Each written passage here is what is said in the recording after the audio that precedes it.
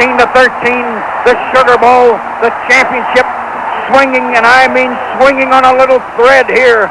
Every single play means something now or you're gone. Total war in Auburn. Total, just completely total war. My cigars may be part of Georgia football history too. We sure used to do superstitious things with cigars. We found out many, many years ago if you had a lead going in the fourth quarter and you lit one, you'd win the game. A couple times we forgot because the engineer was supposed to light one with me. A couple times we had to make a change in it, and we would light it only in the last 5 minutes of a game if we had the lead. And then it would work. We always won, but we had to light the cigar. Those are stupid, dumb things, but that's what you do. The heart of a champion is obvious in the fourth quarter. That was never more evident than November of 1982 when the Georgia Bulldogs were going for their third consecutive SEC title. But to get it, they would have to win at Auburn. Early in the contest, Herschel Walker did his thing, rumbling 47 yards through the Tiger defense for a touchdown. Georgia led 13-7 at the half. In the second half, it looked as though Auburn might break the hearts of the Bulldog faithful. Lionel James broke free for an 87-yard score in the fourth quarter that gave the Tigers the lead and the momentum. Now trailing 14-13, the Georgia offense carved out a long drive. Herschel capped his 177-yard day with this 3-yard score. Lastinger to Herschel at the tackle. Touchdown! Touchdown, Herschel!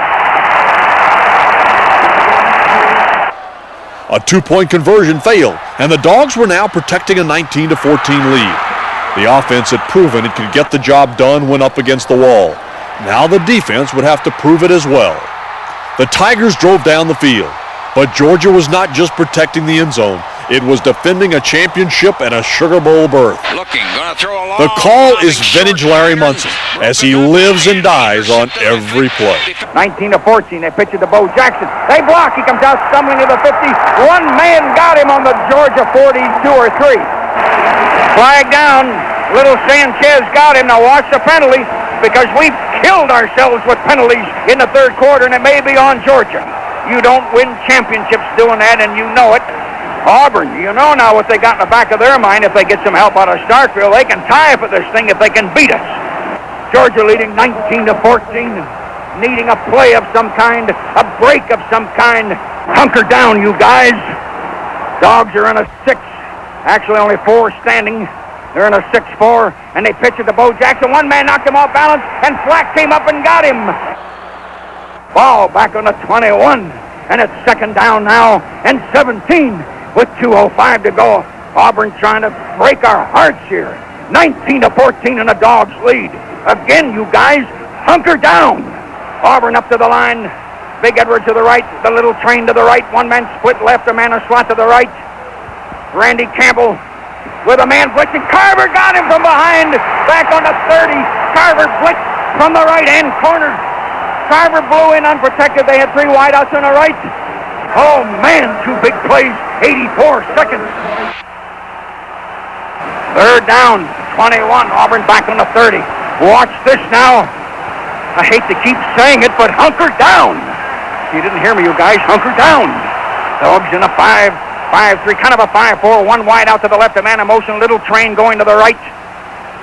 And Randy Campbell, they blitz him, he dumps it over the middle, and it's complete on the 25 to Ed West. West stumbles and falls on the 20.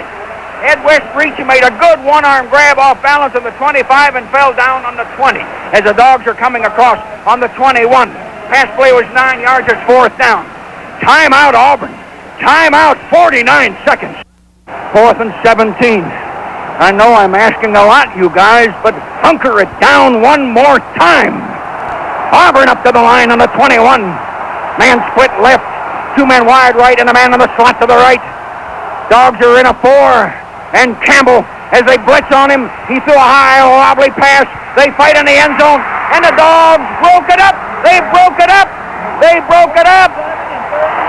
Ronnie Harris and Jeff Sanchez got up in the air. We had pressure up the middle. They pressured the quarterback, 1 man in the middle, and 1 from the flank. They pressured him, and they made him throw it. The Dogs with 42 seconds. I won't ask you to do that again, you guys.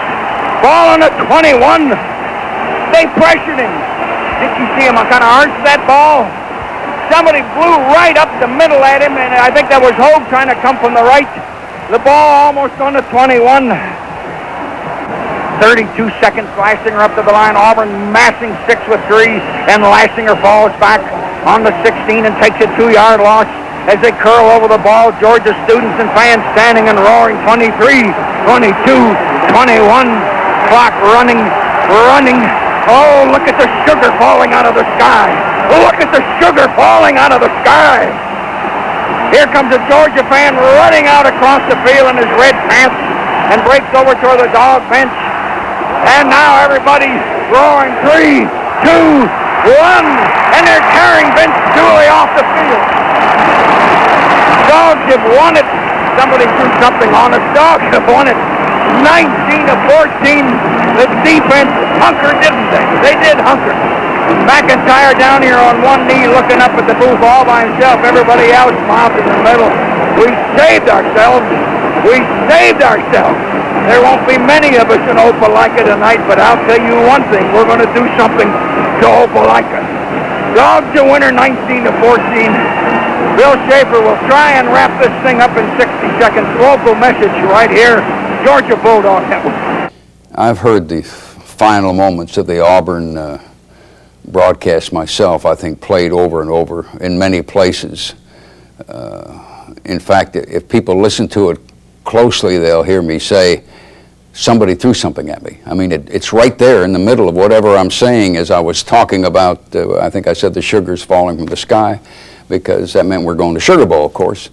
And without saying something as corny as we're going to the Sugar Bowl, I just said whatever I said, and they were carrying Dooley, I think, off the field. And then that's when this guy had a big orange coat on and blue shirt, blue pants, big cowboy hat. He was a big man, about 280.